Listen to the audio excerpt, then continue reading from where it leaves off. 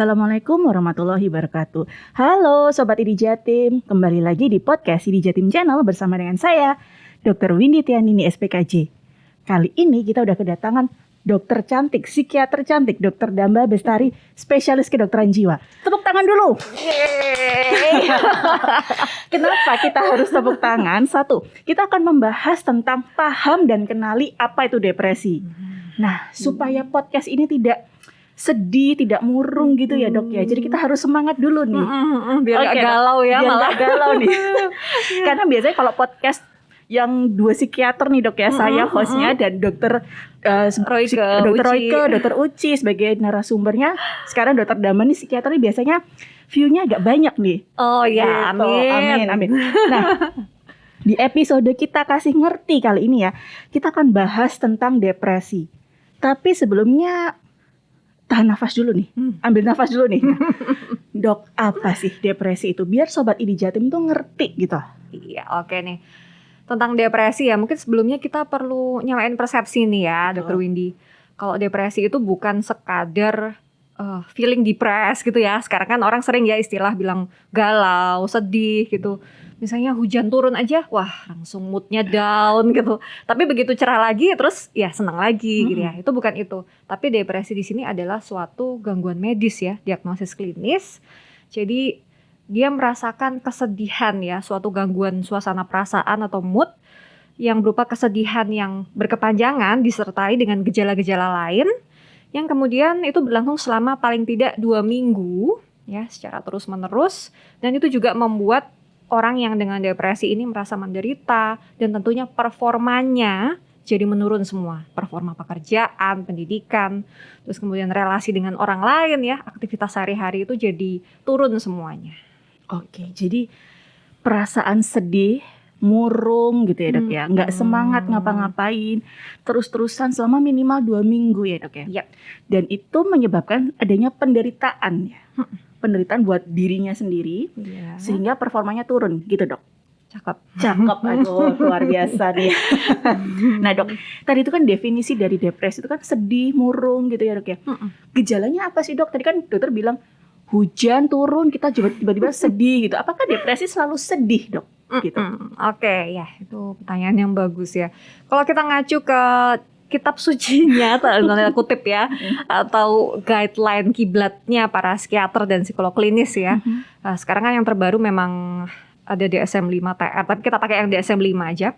Memang karena namanya gangguan mood ya, jadi gejalanya nomor 1 adalah memang mood yang depresif ya. Jadi itu mudah murung, tapi bisa juga mudah marah ya, irritable ya, intinya yang berhubungan dengan mood gitu. Yang mudah murung, itu yang pertama. Terus yang kedua, dia juga sering itu hilang minat atau sesuatu yang biasanya dia suka gitu. Itu jadi hampa sekarang ya. Jadi dia sesuatu yang biasanya menyenangkan, yang membahagiakan itu dia merasa hilang sekarang. Itu yang nomor 2 ya. Misalnya dia suka kumpul-kumpul, sekarang kok nggak seneng lagi ya. Dulu suka hobinya nonton film, sekarang kok biasa aja, aku malah jadi sedih, malah marah-marah gitu. Nah, terus yang ketiga ada mudah lelah ya. Itu sering ya. Jadi energinya rasanya gampang banget drain gitu. Gampang banget capek padahal nggak ngapa-ngapain. Capek tanpa sebab. Capek tanpa sebab. Bisa relate ya gitu mungkin. Nah, terus yang keempat, gerakannya itu bisa terus jadi melambat gitu. Atau bisa juga sebaliknya malah justru nggak bisa diam, jadi kayak gelisah, ada cemas-cemasnya kayak gitu ya. Ada motorik juga gerakannya. Paling sering sih melambat memang. Melambat dulunya aktif, tangkas, sekarang kok jadi lambat gitu. Nah, terus yang kelima, nah ini nih, perubahan pola tidur. Itu yang sering kalau ke orang-orang ke psikiater atau psikolog itu dia gejalanya yang dikeluhkan bukan dok saya sedih, saya murung ya, tapi saya nggak bisa tidur ya. Perubahan pola tidur itu bisa nggak bisa tidur ya, atau mempertahankan, atau bisa juga kebanyakan tidur ya.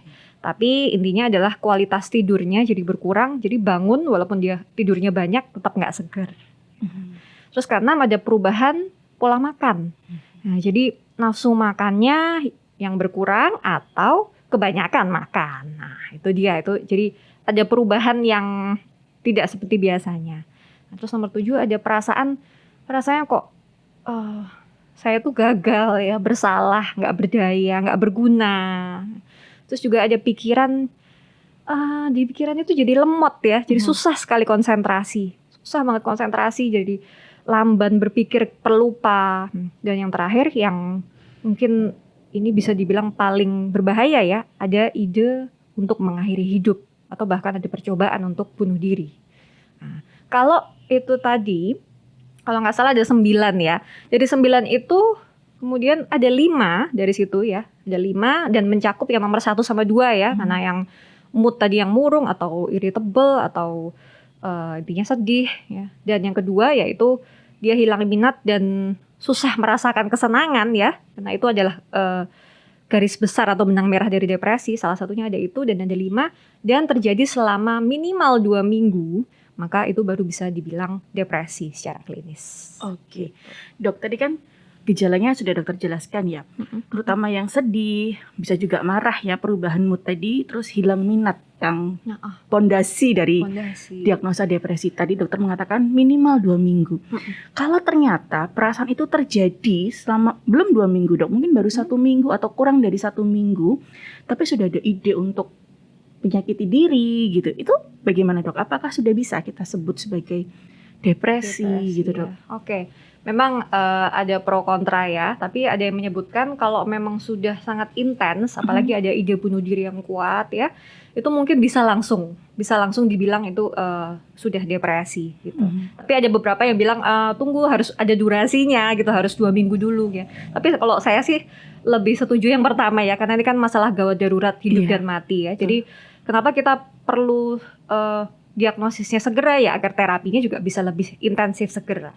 Oke dok, jadi memang kenapa kita mungkin sedikit terlihat agresif ya dok ya, cepet-cepetan gitu supaya untuk menyelamatkan yang bersangkutan gitu dok ya. Oke, luar biasa sekali. Nah dok, tadi dokter sudah mengatakan apa itu depresi, apa itu gejalanya. Sekarang kenapa sih dok orang kok bisa depresi? Kurang iman, kurang sholat, kurang ke gereja, kurang bersyukur, kurang cinta gitu ya. Gimana tuh dok? Iya, mungkin itu jawabannya galak ya. Oke, jadi kalau kita cari tahu apa sih penyebabnya depresi, jujur aja nggak bisa ya dengan satu kata gitu ya. Tentunya ini tidak pernah ada penyebab tunggal ya, karena kompleks sekali, luar biasa kompleks. Ada penyebab yang namanya psikososio, biologi, kultural, spiritual ya. Wah, ini lengkap holistik. Ya, kalau psikologis ya mungkin orang-orang memang dengan ciri kepribadian atau karakter yang memang lebih cenderung sensitif ya, emosional, terus kemudian relatif tertutup ya, susah mengekspresikan emosi, terus kemudian ada riwayat kekerasan mungkin ya, kekerasan di zona perang mungkin ya, atau tentu kehilangan ya, ada riwayat kehilangan sesuatu yang dia cinta, itu rentan dengan depresi. Kemudian sosial. Nah, sosial ini termasuk finansial ya. Nah, kita tahu apalagi di era COVID ini, negara-negara yang terutama negara menengah ke bawah ya, low income middle country itu ternyata mengalami angka depresi, lonjakan angka depresi yang tinggi ya. Yang dulunya tuh di negara-negara maju tapi bergeser sekarang ke negara menengah ke bawah termasuk Indonesia ya. Nah, itu katanya memang karena kondisi finansial ya, yang ya pandemi ini, terus kemudian sosial juga terbatas ya, terutama awal-awal pandemi. Katanya sampai hampir 30% di seluruh dunia depresi itu meningkat sejak pandemi. Itu yang terdata ya. Nah, itu kurang support system gitu. Terus psikososial biologi ya, genetik ya. Genetik katanya bisa sampai 2-3 kali orang-orang yang punya saudara kandung atau orang dekat yang menderita gangguan depresi atau mood, maka dia berisiko 2-3 kali lebih rentan untuk terkena depresi gitu. Terus kemudian perempuan ya, secara biologis ya, hormonal ya, hormonal belum nanti ya entah menstruasi, entah punya anak ya dan lain-lain. Itu biologi, kultural dan spiritual ya. Kultural memang ya mungkin budaya juga ya, yang tadi termasuk kurang iman, kurang takwa ya gitu ya. Terus kita belum udah dihakimi gitu ya. Terus di stigma, oh laki-laki kok nangis gitu, itu kan budaya itu kan ya, itu membuat orang jadi lebih rentan ya, karena dia tidak bebas mengekspresikan emosinya yang mungkin masih normal saat itu, lama-lama jadi depresi. Terus spiritual. Nah, sebetulnya ya, ini mungkin harus dibahas di podcast sendiri ya. Tersendiri Nah, ya tersendiri ini panjang. Memang secara spiritual, religiusitas atau spiritualitas yang tinggi ya, rasa terhubung dengan yang Maha Pencipta itu memang faktor protektif sebetulnya. Tapi bukan berarti kalau misalnya dia depresi terus kemudian itu karena kurang iman atau kurang syukur, enggak sih ya. Karena ada penelitian yang menarik ya, Dr. Windy, bahwa di negara-negara yang spiritualitasnya tinggi atau religius ya di tahun 70-80-an dengan negara-negara yang kurang religius ya, dibandingkan angka depresinya dan angka bunuh diri. Ternyata memang angka depresi pada negara yang religius itu memang lebih rendah ya. Tapi terus kemudian 10-20 tahun kemudian diadakan riset yang sama dengan negara yang sama, ternyata sama gitu. Ya itu membuktikan tidak hanya itu ya, itu protektif jelas memang ya. Tapi tadi yang kayak misalnya psikososial, biologi, kultural itu juga meningkatkan kerentanan gitu. Meningkatkan kerentanan. Jadi finansial dan lain-lain itu juga bukan penyebab tunggal ya, tapi akumulasi dari itulah yang menyebabkan depresi. Baik, jadi tidak mungkin hanya satu karena tertekan aja di lingkungan kerja, bukan hanya itu ya Dok. Jadi penyebabnya banyak gitu ya. Banyak, dan bisa terjadi pada siapa saja ya. Betul. Pada orang yang imannya, kan kita punya pasien ya yang religius luar biasa, tapi dia depresi.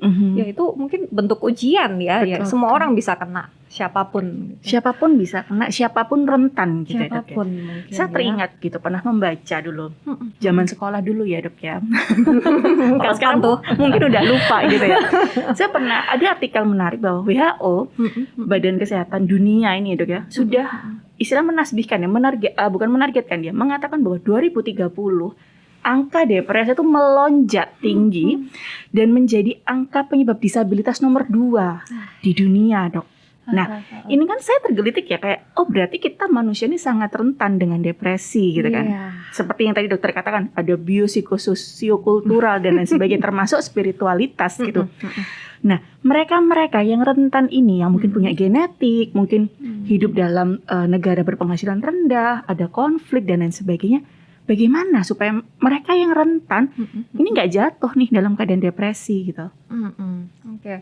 Mungkin karena penyebabnya sendiri memang itu ya multifaktor. Betul. Maka preventif dan kuratifnya juga harus multifaktor ya. Berarti ya pertama mungkin kita bisa bilang tentang coping mechanism ya mungkin ya. Coping mechanism itu cara kita ya untuk bisa menenangkan diri ya dengan cara yang sehat gitu. Nah itu yang pertama, salah satu langkah preventif adalah dengan sebisa mungkin itu tetap terhubung ya dengan orang lain ya. Jangan terlalu banyak sendirian gitu ya, punya teman dekat terutama, atau keluarga ya, pasangan apapun, atau punya hewan piaraan ya, itu kan juga terhubung gitu dengan, nah memang basic insting manusia kan juga untuk tetap terhubung ya dengan apapun, dengan makhluk lain, dengan Tuhan mungkin ya. Itu tuh yang pertama, jangan banyak sendirian, punya support system nomor satu. Nomor 2, ini kedengarannya berat banget ya, tapi sebetulnya contohnya simple kok. Jadi find purpose of life ya, punya tujuan hidup. Sebetulnya sesimpel ya tadi, punya hewan piaraan. Jadi kan kita merasa kita tuh berguna ya, keberadaan kita untuk sesuatu yang hewan lain. Itu gitu ya. Benar. Terus mungkin jadi sukarelawan ya, volunteer. Sesimpel misalnya pas lagi Ramadan ya, terus bagi-bagi takjil ya. Kita kan merasa bahwa wah, aku berguna untuk orang lain gitu. Nah, itu terus kemudian juga melakukan hobi-hobi ya, terutama kalau suka nulis ya, katarsis atau mengekspresikan apa yang kita rasakan. Mungkin kalau ngomong cerita kita masih takut ya, tapi kalau nulis, gambar ya, terapi seni itu juga baik. Nah, dan tentunya jangan lupa gaya hidup yang sehat. Nah, itu klasik, simple, tapi susah untuk ya. Jadi tidur cukup ya, terus makan makanan yang banyak antioksidan ya, terus kacang-kacangan, ikan ya, omega 3 itu terbukti mencegah depresi. Olahraga, betul. Itu antidepresan dan anti cemas alami. Ya, betul. Apalagi kalau olahraganya di bawah sinar matahari ya, vitamin D. Wah, ya, terbakar semangatnya ya, terbakar semangatnya. Nah, itu saya tertarik nih Dok. Tadi dokter bilang makan makanan yang cukup, terhubung, dan istilahnya kita keluar rumah gitu ya. Karena saya berpikir gini dok, belajar dari pengalaman dengan pasien tuh, pasien-pasien yang depresi atau teman-teman yang depresi itu memang cenderung di rumah aja lah, males nanti kalau aku cerita, aku sedih nih guys gitu, aku tertekan gitu kan, nanti pasti ujung-ujungnya halah gitu aja loh. Nah kalau orang Jawa bilang ngono tok ae kok sedih gitu kan, kan kita suka digitukan gitu kan ya. Nah gimana sih dok, mungkin kita agak lompat nih ya dok ya, gimana sih cara kita orang yang sehat ya dalam artian tidak sedang mengalami depresi menyikapi atau ketika melihat teman atau ada orang lain ya yang kita tahu kok kayaknya sedih ya, kok dia kayaknya beda ya gitu. Gimana tuh dok supaya kita nggak tadi menghakimi tuh si dokter Damba bilang tadi nih. Mungkin kita bisa bilang ini kayak ini ya psychological first aid ya atau mental health first aid. Simpel sih sebetulnya, kita suka menyingkatnya 3L ya. 3L ya, look, listen, and link ya. Nah, look pertama ya, look outside ya. Tadi tanda-tanda dan gejala perubahan ya yang sudah kita bahas tadi, termasuk yang Dokter Windy bilang, kok berubah ya, dulu suka kumpul-kumpul kok sekarang suka menyendiri. Gak balas WhatsApp gitu. Gak balas WhatsApp, cuma centang biru aja gitu. Terus intinya ada perubahan, terus mungkin di story-nya kan sekarang sering ya, kok apa lebih baik mati aja ya, sering gitu ya sekarang ya, karena ada medsos gitu.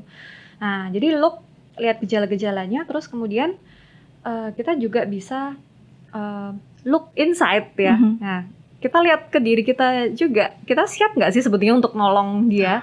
Karena jujur menolong orang-orang yang depresif ya atau suicidal itu ya draining energi juga ya. Nggak sesimpel menolong pada pertolongan pertama secara fisik ya. Kalau fisik ya mungkin kita berdarah, dibebat, udah kalau ini harus butuh profesional ya kita langsung rujuk ke rumah sakit atau mana, biasanya orangnya manut aja ya. Tapi kalau misalnya karena ini nggak kelihatan, belum tadi stigma dan lain-lain, susah ya, butuh waktu dan effort yang lebih lama gitu untuk mendukung mereka untuk datang ke profesional ya. Jadi look dulu, look outside, lihat tanda-tandanya, kemudian look inside-nya. Ya, kalau misalnya kita merasa cukup, jangan lupa untuk kita banyak-banyak self-care juga ya, jangan sendirian, punya teman biar kita nggak burn out ya. Nah, terus yang kedua adalah listen ya, kita mendengarkan ya. Mendengarkan itu nggak cuman to hear ya atau mendengar, tapi mendengarkan dengan seluruh panca indera dan segenap jiwa dan hati kita ya. Kita hadir dengan tulus tanpa menghakimi, tanpa menginterupsi ya, tanpa buru-buru memberikan saran gitu ya. Kita mendengarkan aja, mendengarkan dengan tulus tanpa menghakimi. Nah, terus kemudian kita bisa mulai nih ya dengan ya kita sapa ya dengan namanya, terus ya udah chit-chat ngomong ala kita ya, yang ala yang simple. Kita siapkan tempat yang juga relatif ruang dan waktu yang relatif aman ya. Jadi jangan yang di medsos gitu ya. Misalnya kita di medsos, woi kenapa harus apa, kan malu mungkin ya. Betul. Kita coba ayo yuk ini ngafe yuk atau ayo yuk gitu. Tempat yang relatif dia nggak merasa sungkan kalau misalnya mau cerita. Dia mau cerita ya dengarkan tanpa menghakimi. Nah, terus kemudian ke link ya, L terakhir link ya, look, listen, and link. Link ini adalah menghubungkan ke profesional ya, memberikan opsi bahwa kayaknya kamu akan lebih. Sebelumnya kan kita ngucapin terima kasih ya kalau dia mau cerita ya, makasih udah mau cerita, udah mau terbuka ya. Nah, cuman kayaknya memang ini kamu butuh orang yang lebih punya kompetensi ya, lebih punya orang yang ahli gitu ya di bidangnya ini, yang mungkin bisa membuat kamu lebih nyaman gitu ya. Jadi link ke berikan opsi siapa sih psikiater atau psikolog klinis yang bisa dihubungi, yang mungkin sesuai preferensinya ya, mungkin dia suka yang masih muda atau yang justru yang udah tua mungkin. Dan juga link ke support systemnya pastinya ya, keluarganya, ke teman-temannya. Nah, itu. Jadi look, listen, and link.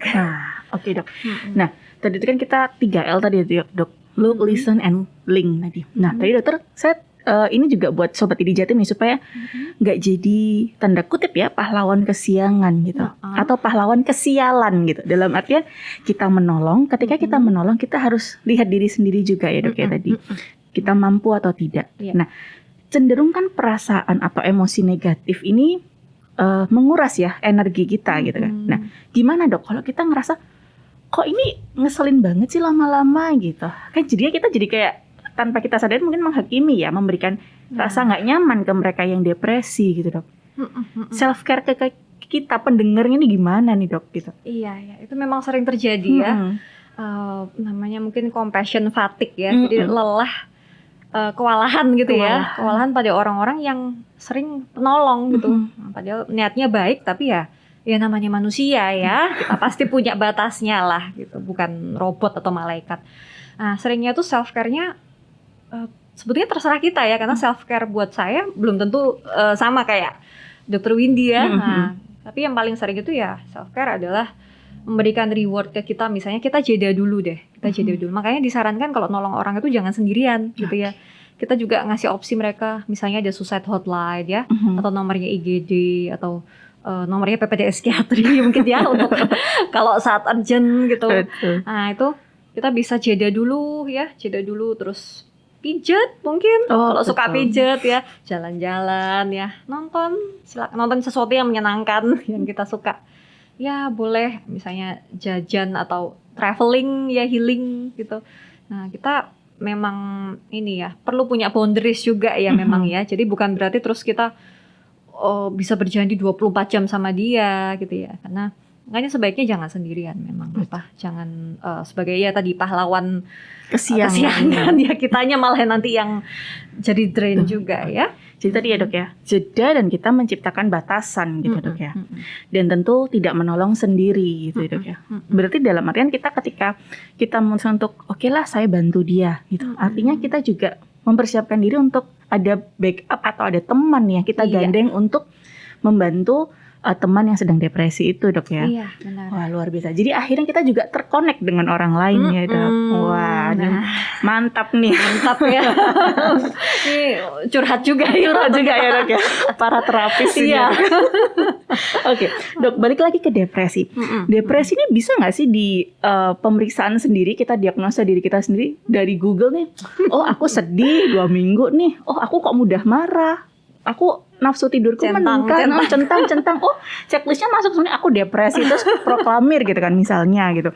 Bisa nggak sebetulnya depresi itu kita periksa sendiri, self diagnose gitu dok? Oke, ya ini pertanyaan yang penting ya karena sekarang sering banget ya awareness tinggi tapi terlalu tinggi akhirnya jadi. Nah, padahal sebetulnya yang boleh itu adalah self screening ya atau self aware ya, karena memang itu berbahaya sekali sebetulnya kalau kita mendiagnosis diri karena kan kita tuh seringnya subjektif ya. Nah, kita bisa aja, wah ini nomor 1 tadi, iya, cenderung melebihkan atau justru menurunkan gitu. Makanya kita tetap butuh bantuan profesional. Nah selain itu kalau misalnya itu memang depresi, apa yang kita lakukan? Kan tetap harus datang ke profesional ya. Saya sering menganalogikan kalau melakukan assessment gangguan mental tuh mirip dengan orang yang swab COVID gitu ya. Nah swab COVID itu kalau misalnya kita lakukan sendiri kan ada refleks gitu ya. Narik gitu. Sehingga sebaiknya memang harus orang lain kan, karena ya biar nggak bukan jadi tega ya, tapi ya kan memang biar sebisa pas mungkin gitu ya. biar pas. Karena kalau kita sendiri nanti gini narik refleks terus kurang dalam gitu ya, terus akhirnya hasilnya nggak valid gitu. Nah sama sebetulnya dengan depresi dan gangguan mental ini, assessmentnya juga jangan self diagnose ya, awareness dan screening boleh ya. Wah kayaknya kok saya ada menjurus ke situ ya. Nah, tapi yang berhak mendiagnosis hanya profesional. Gitu. Jadi screening boleh ya sobat ID Jatim, tapi nggak boleh self diagnose. Iya. Karena bisa semua dicentang, bisa semua tidak dicentang gitu. Tergantung gitu ya. Tergantung mood kita saat itu ya dok ya. Nah dok, sebenarnya depresi itu ada yang bilang, kalau keluarga pasien tuh pernah bilang ini hampir depresi dok dulu, atau depresinya ringan-ringan aja, depresinya berat dok kata dokternya dulu. Depresi itu ada tingkatannya nggak sih dok? Kayak naik kelas gitu loh, 1, 2, 3 gitu. Tapi sayangnya naik kelasnya bukan dalam artian positif ya dok. Iya ada, benar, ada ringan, ada sedang, ada berat. Itu pun juga kalau yang ada sangat berat juga ya, itu dengan apalagi dengan psikotik ya. Kalau yang sudah sangat berat itu, jadi psikotik itu yang sudah nggak bisa bedain antara kenyataan dengan dunia yang tidak nyata ya, membedakan antara realita dan tidak. Jadi ada halusinasi ya, ada ngelihat sesuatu atau mendengar sesuatu yang tidak didengar orang lain. Nah, itu yang paling berat. Gitu. Baik. Nah, Dok, dari ringan, sedang, berat, apakah terapinya sama? Oke. Apakah harus masuk rumah sakit? Apakah aku harus tidur bersama dengan pasien-pasien yang lain di sebuah bangsal gitu kan? Kadang pemikirannya Sering seperti gitu itu ya. ya, Dok ya. Jadinya bikin orang jadi tambah takut ya. Betul, tambah males ke psikolog, males ke psikiater gitu karena udah takut duluan gitu loh. Iya. Tentunya enggak ya. Jelas tidak ya. Oke, Dok. Ringan, sedang, berat itu jelas tidak sama ya. Kalau ringan tentunya kita nanti para psikiater ya yang berhak menentukan apakah dia berhak untuk memberikan obat atau tidak ya. Tapi mungkin yang paling baik itu memang adalah kombinasi ya dari obat kemudian non obat atau psikoterapi gitu ya. Jadi talk terapi ya, kita ngobrol, dan ada yang namanya cognitive behavior therapy, karena sering orang-orang dengan depresi itu kan pikirannya difilter oleh emosi ya. Kayak tadi itu, jadi kayak subjektif gitu. Oh, ini nggak suka sama aku, padahal kenyataannya ya itu pikirannya aja gitu, asumsinya aja. Nah, itu dibantu untuk dibenahi ya oleh psikiater. Nah, terus juga modifikasi gaya hidup. Itu sering sekali, apalagi yang masih ringan ya, untuk memodifikasi misalnya. Jadi kayak olahraga ya, terus kemudian banyak kumpul sama teman, makan makanan yang sehat gitu. Nah, tapi kalau misalnya sudah berat sekali ya, sudah sangat berat, apalagi ada ide bunuh diri, ya memang tentunya kita menyarankan dia untuk rawat inap memang ya, rawat inap, karena itu memang butuh pengobatan yang intensif ya, karena itu masalah hidup dan mati. Ya sama lah kalau misalnya orang sakit COVID ya, kalau misalnya ringan OTG ya isoman bisa ya. Tapi kalau udah sedang berat ya mau nggak mau harus rawat inap. Supaya kita bisa mengawasi dalam artian membantu dia ketika tekanan itu datang gitu, Dok. Keinginan itu datang, kita bisa langsung intervensi melindungin gitu, Dok ya. Benar, karena nggak bisa diprediksi ya. Kadang-kadang kayak orang sakit jantung tiba-tiba sesak loh, itu kan ya sama ya, orang depresi tiba-tiba muncul ide bunuh diri, wah itu kan di luar kendalinya dia, dan itu memang harus diawasi oleh kita ya. Baik, Dok, terutama kalau tekanannya justru datang dari psikososial lah, Dok ya. Jadi kayak modifikasi lingkungan gitu, Dok ya. Oke, benar. Mantap nih. Nah, Dok, tadi tuh depresi itu kan gejala itu, Dokter, kan sedih, mood gitu ya. Jadi nafsu makan bisa naik, bisa turun, tidur jadi bermasalah gitu. Memengaruhi nggak sih ke kesehatan fisik? Sebetulnya kalau kita bilang fisik, sebetulnya memang gangguan mental tuh sebetulnya fisik ya, Windy ya, sebetulnya ya. Tapi karena nggak kelihatan aja ya. Karena itu letaknya di otak dan seluruh tubuh juga ya memang. Yang paling sering memang biasanya orang-orang yang depresi itu seringnya adalah komplikasinya ya, karena ada ketidakseimbangan di tubuh ya, terus kemudian juga ada radang gitu.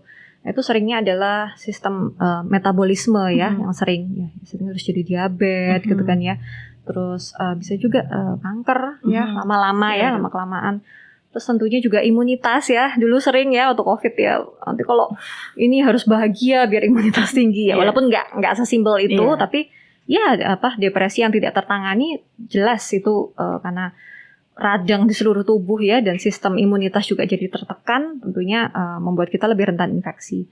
Kemudian juga sering sistem kardiovaskular ya, jantung, hipertensi itu erat sekali dengan depresi seringnya ya, pencernaan ya. Jadi dekat sekali ya, karena ya memang itu semua di tubuh gitu. Jadi segala hal yang tidak seimbang ya, segala organ tubuh juga bisa terkena tentunya. Jadi, makanya WHO sampai mengatakan depresi menjadi penyebab disabilitas kedua di dunia ya, Dok ya. Iya, 2030 kan tadi Dokter Damba sudah menjelaskan bahwa depresi bisa ke jantung gitu loh, bisa ke imunitas tubuh kita berkurang gitu ya, Dok ya. Nanti hipertensi gitu, Dok. Nanti kalau ada hipertensi ya larinya ke stroke gitu-gitu ya, Dok ya.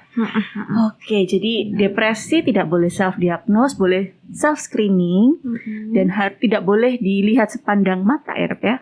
Nggak boleh gitu ya, Dok ya. Jangannya lembut sekali ya, jangan gitu. Nah, Dok, depresi ini pasien tuh nanya, saya harus minum obat ya, Dok ya? Tiap hari seumur hidup dok, nanti kecanduan loh dok, gitu. Nah gimana nih dokter Damba nih? Itu kan kayak welcome drink kita kalau mau terapi pasien nih. Ya pertama kali memang kita harus samakan persepsi ya. Iya. Yang kamu bilang ketergantungan itu apa gitu. Ya, ketergantungan ya kalau nggak pakai itu nggak bisa. Ya. Tapi ya kita biasanya analogi ya kacamata ya kalau kita nggak pakai kacamata terus nggak bisa lihat apakah itu ketergantungan ya enggak ya itu kebutuhan gitu ya. Makan nasi kalau kita lapar apakah kita ketergantungan ya enggak, kebutuhan gitu. Dan ketergantungan kita jelaskan ya, ketergantungan itu yang disebut betul-betul ketergantungan adalah ya pada orang-orang yang memakai nafsa ya atau narkoba ya itu ciri-cirinya. Tapi kalau misalnya obat pada depresi itu tentunya berdasarkan kebutuhan ya kan. Kita yang paling ahli dalam tahu mana sih yang perlu obat, mana yang nggak perlu ya. Dan jangan khawatir ya. Jadi bukan berarti orang yang dengan depresi itu terus kemudian semuanya tuh harus minum obat seumur hidup ya, enggak ya. Karena dia sebetulnya responnya baik ya terhadap terapi dan lebih baik kalau gabungan ya, kombinasi ya. Jadi obat itu mengembalikan keseimbangan ya, karena tidak seimbang. Tapi yang lain-lain psikoterapi, gaya hidup, lingkungan itu mempertahankan keseimbangan itu. Jadi jangan khawatir, kita biasanya punya jangka waktu kalau udah baikan ya, udah enak nanti kita yang akan menurunkan pelan-pelan ya. Tapi jangan dia sendiri ya. Betul. Nah, karena serahkan pada yang ahli. Ntar enakan dikit langsung diturunin. Nah, itu. Terus nanti kebal lama-lama ya. Minum lagi harus dosisnya lebih tinggi, jangan sampai seperti itu ya. Jadi memang minum obat itu sesuai dengan indikasi ya dok ya. Sesuai dengan yang dibutuhkan dari pasien, dan kalau nanti dia kondisinya baik dengan obat-obatan dan psikoterapi, dosis obat akan diturunkan gitu ya. Nah, Sobat ID Jatim jelas ya, tidak ketergantungan gitu. Dok, satu pertanyaan terakhir untuk menutup podcast yang tidak ingin kututup sebetulnya. Kerasa ya? Nggak kerasa dok. Sama Dr. Windy. Betul nih. Saran untuk penderita depresi dan orang-orang di sekitarnya apa nih dok? Iya, oke. Ya, kalau untuk yang orang-orang dengan depresi ya speak up and get help ya, bahwa kamu nggak sendirian. Dan sekarang mungkin masih banyak yang nggak tahu ya bahwa psikiater itu konsultasi dan obatnya di cover oleh BPJS. Ya. Penting itu, banyak banget yang nggak tahu ya. Nah, itu nomor satu. Terus untuk para orang di sekitarnya ya, ingatlah bahwa mungkin kita itu kenal dengan orang itu ya, tapi belum tentu kita mengenal cerita hidupnya gitu ya. Jadi jangan menghakimi gitu. Jangan dia kurang iman, dia ini itu ya. Ingat, depresi itu adalah kondisi medis ya. Jadi kita nggak bisa mengendalikan itu ya. Sama kita nggak pengen kena COVID tapi terus kita kena, ya gimana, itu kondisi medis ya. Ya memang mungkin suatu ujian ya, salah satu bentuk ujian dari Tuhan. Jadi itu deh. Jangan menghakimi. Kenali kalau memang sudah ada tanda-tanda depresi, cari pengobatan, cari pertolongan gitu ya dok ya. Dan buat kita yang masih mampu untuk mengatasi rasa sedih dan tekanan-tekanan hidup, kita harus bisa melihat sekitar gitu ya dok ya. Iya, lihat lebih dekat. Lebih dekat. Tadi saya senang banget kalimat dokter. Kita mungkin mengenal mereka, tapi belum tentu kita kenal jalan hidupnya. Itu luar biasa, itu dalam ya dok ya. Curhatin juga. Tapi penting bahwa untuk sekedar menyapa halo itu ternyata sudah bisa menolong mereka yang depresi ya dok ya. Karena sapa mereka connected tadi itu ya dok ya. Luar biasa. Gimana Sobat ID Jatim? Seru nggak episode Paham dan Kenali Apa Itu Depresi bersama dengan Dr. Damba Bestari, spesialis kedokteran jiwa? Kalau seru, kalau dirasa video ini bermanfaat, jangan lupa di like, di share, dan di subscribe nih podcast ID Jatim channelnya. Baik, sampai jumpa di podcast ID Jatim selanjutnya. Wassalamualaikum warahmatullahi wabarakatuh. Waalaikumsalam. Terima kasih dokter. Terima kasih Widya.